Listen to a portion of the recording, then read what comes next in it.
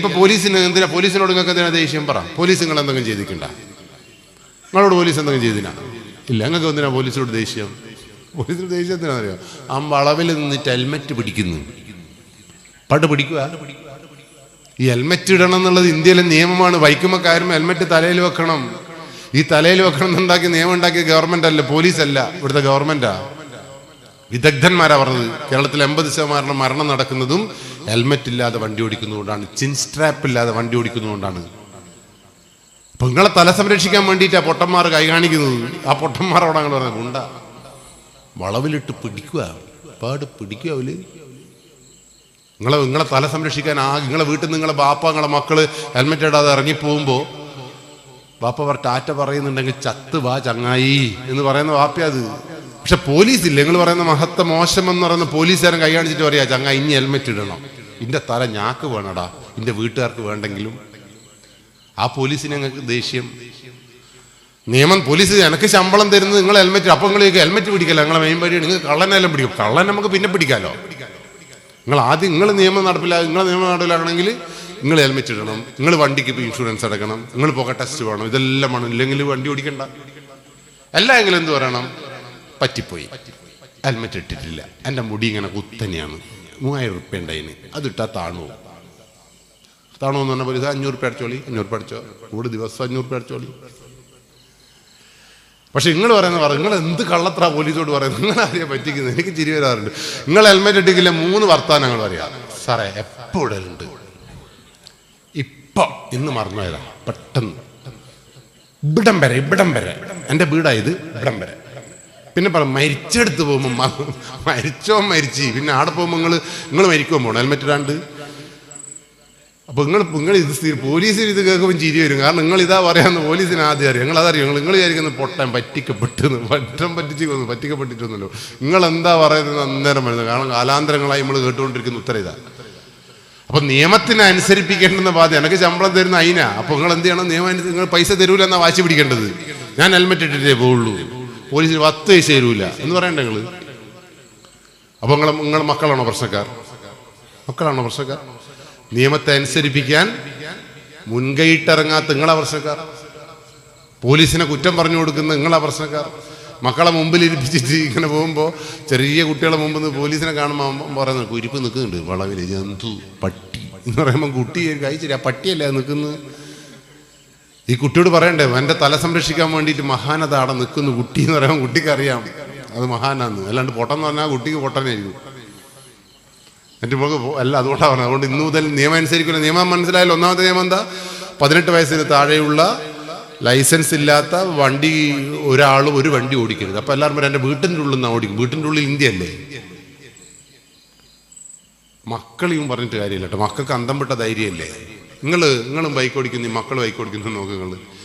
നിങ്ങൾ കാല് പൊതിച്ചിട്ടല്ലേ ഓടിക്കുക.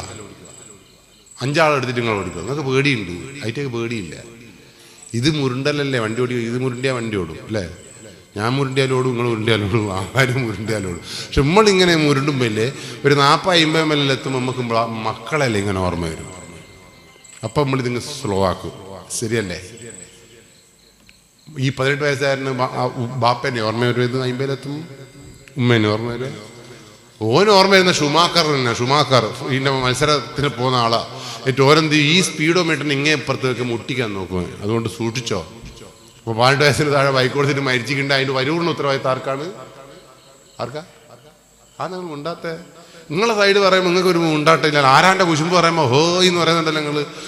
അത് ശരിയല്ല. നിങ്ങളുടെ തെറ്റുകൾ ചൂണ്ടിക്കാണിച്ചാൽ മതി. അപ്പോൾ ഒന്നാമത്തെ കാര്യം മനസ്സിലായില്ല. രണ്ടാമത്തെ നമുക്ക് ക്ലാസ് വൈൻഡപ്പ് ചെയ്യണം.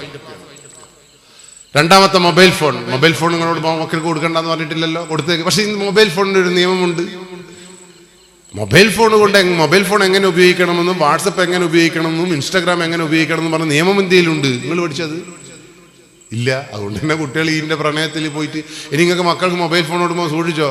ഏറ്റവും കൂടുതൽ ലഹരി കച്ചവടം നടക്കുന്ന ഇൻസ്റ്റാഗ്രാമിലാണ്, ഏറ്റവും കൂടുതൽ ലഹരി കച്ചവടം നടക്കുന്ന വാട്സപ്പിലാണ്. നിങ്ങളെ മക്കൾക്ക് അന്തം വിട്ട മക്കൾക്ക് അതിടക്കിടക്ക് പറയണം കേട്ടോ. അന്തം വിട്ട മക്കൾക്ക്, ഒടുക്കത്തെ ധൈര്യമുള്ള മക്കളുടെ കയ്യിലേക്ക് ഫോൺ കൊടുക്കുമ്പോൾ, ഇൻസ്റ്റാഗ്രാമും വാട്സപ്പ് ഉപയോഗിക്കുമ്പോൾ ആ ലോകത്ത് മയക്കുമരുന്നിൻ്റെ മാഫിയ ഒളിച്ചു കിടക്കുന്നുണ്ട് എന്ന് ബോധമുള്ള രക്ഷകർത്താക്കളായി നിങ്ങൾ മാറണം. ബൈക്ക് കൊടുക്കുമ്പോൾ നിങ്ങൾ ഓർമ്മിക്കണം, അന്തം വിട്ട ബൈക്ക് കൊടുക്കുന്ന ചങ്ങാദീനിയാണ് ഇവിടുത്തെ മയക്കുമരുന്ന് മാഫിയ ഇത് അങ്ങോട്ടും ഇങ്ങോട്ടും കൊടുക്കാൻ വേണ്ടി ഉപയോഗപ്പെടുത്തുന്നതെന്ന് ബോധം നിങ്ങൾക്ക് വേണം. അതുകൊണ്ട് മക്കളെ നിങ്ങൾ എന്ത് ചെയ്യണം അറിയോ? മക്കളായി പോറ്റണം. കളിക്കട്ടെ, 3 മണിക്കൂർ കളിക്കട്ടെ. ഒരു ഗ്രൗണ്ട് ഉണ്ടായി കൊടുക്കും പറ്റുമെങ്കിൽ. അല്ലാണ്ട് എൻ്റെ മക്കൾ ചതിക്കപ്പെടുമെന്ന് വിചാരിച്ചിട്ട് വീട്ടിൽ നിന്ന് പുറത്തിറക്കാണ്ട് നിൽക്കലല്ല രക്ഷ. വീട്ടിൽ നിന്ന് പുറത്തിറങ്ങണം കുട്ടി. നല്ല സുഹൃത്തുക്കളോടൊപ്പം കളിക്കട്ടെ. ആ കുട്ടികൾ നമുക്കെല്ലാം നിരീക്ഷിക്കാം. തളർന്ന് അവസനാവട്ടെ കുട്ടി. വൈകുന്നേരം വീട്ടിലേക്ക് ഇങ്ങനെ വരുമ്പോൾ പച്ചവെള്ളത്തിൽ അങ്ങ് കുളിപ്പിച്ചാളാണ് ഈറ്റള. കുറേ പൂയ്ക്കും കുറേ അവിലെല്ലാം അങ്ങ് കൊടുക്കുക, തിന്നട്ടെ. എന്നിട്ട് ഇംഗ്ലീഷ് ബുക്ക് തുറന്നാടെ വെച്ചു കൊടുക്കുക. വെച്ചോക്ക്, ഇംഗ്ലീഷ് ബുക്ക് തുറന്ന് വെച്ചു കൊടുക്കും. എന്ത് സംഭവിക്കും പറ? മണിക്കൂർ കൊണ്ട് കൂർക്കമ്പലി കേൾക്കാൻ മതി. ശരിയാണോ തെറ്റാണോ? അങ്ങനെ ഉറങ്ങിയ കുട്ടികളൊന്നും ഇതുവരെ നശിച്ചു പോയിട്ടില്ല, ഇന്നും ഭൂമിയിലുണ്ട്. അതുകൊണ്ട് മറ്റേ കൊഴുത്തിട്ട് ഇങ്ങനെ കുത്തിരിക്കുന്ന കുട്ടിക്ക് ഉറക്കം വരില്ല. ഓൻ വാട്സപ്പിൽ മാന്തും, ലഹരി വസ്തു ഉപയോഗിക്കും. മനസ്സിലായില്ലേ? ഉറക്കം പോലെ ഇങ്ങ് വരണം. അതിനെന്ത് ചെയ്യണം? പണിയെടുപ്പിക്കണം ഈറ്റകളെ. കൊത്തുവനൊന്നും വിട്ടുകൂടാ. അതുകൊണ്ട് കളിക്കാൻ വിട്ടേക്ക. ഫുട്ബോൾ കളിക്കട്ടെ, ക്രിക്കറ്റ് കളിക്കട്ടെ, ഓടി കളിക്കട്ടെ. സൈക്കിള് വാങ്ങിച്ചു കൊടുക്കുക. 18 വയസ്സ് വരെ ഏറ്റവും മികച്ച സൈക്കിൾ വാങ്ങിക്കണം. ആ സൈക്കിൾ ഓടിക്കട്ടെ ഈറ്റകൾ. ഇനി നിങ്ങൾക്ക് നിങ്ങളെ കുടുംബത്തിന്റെ പാരമ്പര്യം കാണിക്കണമെങ്കിൽ 15-20 ലക്ഷം റുപ്യന്റെ സൈക്കിൾ ഉണ്ടല്ലോ, വാങ്ങിച്ചു കൊടുക്കുക. എൻ്റെ ആ റോഡ് മേലെ വെച്ചോളി. നിങ്ങളും മക്കളും വന്നിട്ട് ആള് കുടുംബം പറയാ, എൻ്റെ സൈക്കിൾ മണ്ടേ 16 ലക്ഷം. 16 അഹങ്കരിക്കട്ടെ എന്ന്. നിങ്ങൾക്ക് ബൈക്ക് വേണമെന്ന് ആരാ പറഞ്ഞത്? അതുകൊണ്ട് നിങ്ങൾ അഹങ്കാരമൊന്നും മക്കളോട് കളിക്കേണ്ട ആവശ്യമില്ല. ഇനി മൊബൈൽ ഫോണിന്റെ സംഗതി. മൊബൈൽ ഫോണിന് നിയമമുണ്ട്. ഇന്ത്യൻ ഇൻഫർമേഷൻ ടെക്നോളജി ആക്ട് 2000 നിലവിൽ വന്ന നിയമം. വാട്സപ്പ് എങ്ങനെ ഉപയോഗിക്കണം എന്ന് അത് പറഞ്ഞിട്ടുണ്ട്. ഫോൺ എങ്ങനെ ഉപയോഗിക്കണം എന്ന് അത് പറഞ്ഞിട്ടുണ്ട്. നിങ്ങൾ ആരെങ്കിലും അങ്ങനെ പറഞ്ഞോ? ഉപയോഗിച്ചോ? അങ്ങനെ നിങ്ങളെ നിയമം തെറ്റിച്ചുകൊണ്ട് മൊബൈൽ ഫോൺ ഉപയോഗിച്ചാൽ, നിയമം തെറ്റിച്ചുകൊണ്ട് മൊബൈൽ ഫോൺ ഉപയോഗിച്ചിട്ടുണ്ടെങ്കിൽ നിങ്ങൾ ഉറപ്പിച്ചോ, നിങ്ങളെ വീട്ടിലേക്ക് 2 വണ്ടി കടന്നു വരും. ഒന്ന് വെള്ള വണ്ടിയായിരിക്കും. വെള്ള വണ്ടി ഏതാ? പോലീസിന്റെ വണ്ടി. അവർക്കറിയാം. നിങ്ങൾക്ക് ഇതുവരെ തിരിഞ്ഞിക്കില്ല. നിങ്ങൾ പറയാം ആംബുലൻസാണ്. കുട്ടി പറഞ്ഞിരിക്കുക. കാരണം ഓനന്തം വിട്ടതാണെങ്കിലും ഓനോന്റെ സേഫ് സോൺ കളിക്കുന്നുണ്ട്. നിങ്ങൾ ആംബുലൻസ് ആണ് ഒരു പ്രശ്നമില്ല കേട്ടോ. എടുത്ത് കടത്തുക, മയ്യത്ത് അങ്ങ് കുഴിച്ചിടുക, വർഷം കഴിഞ്ഞ്. പക്ഷെ വെള്ള വണ്ടി വന്നാൽ കുടുങ്ങുകൾ. പോലീസിന്റെ വണ്ടി യു ആർ അണ്ടർ അറസ്റ്റ് അങ്ങ് പോകും നിങ്ങൾ. രണ്ടാമത്തെ വണ്ടി മഞ്ഞ വണ്ടി ഏതാ? സ്കൂൾ വണ്ടിയാ.